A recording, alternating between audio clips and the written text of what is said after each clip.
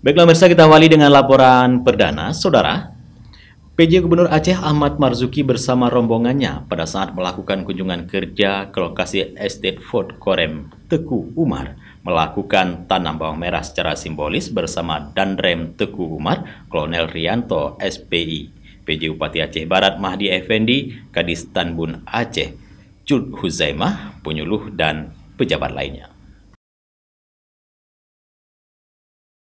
Komandan Korem Teku Umar Melabuh Aceh Barat Kolonel Rianto SPI dalam laporannya kepada PJ Gubernur Aceh Ahmad Marzuki mengatakan, di lokasi estate food milik Korem Teku Umar ini banyak kegiatan usaha pertanian, peternakan dan perikanan, di antaranya pengembangan tanaman pangan berupa tanaman jagung, kacang tanah, cabai merah, bawang merah, tanaman sayur gambas, terong dan lainnya.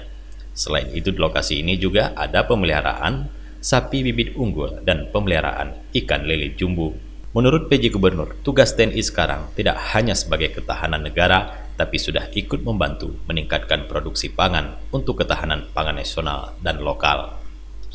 Program dan kegiatan usaha pertanian, peternakan dan perikanan darat yang dilakukan Korem Teku Umar ini menurut Ahmad Marzuki memang perintah dari Presiden yang ditindaklanjuti oleh Panglima TNI dan Pangdam di seluruh Indonesia termasuk Pangdam Iskandar Muda.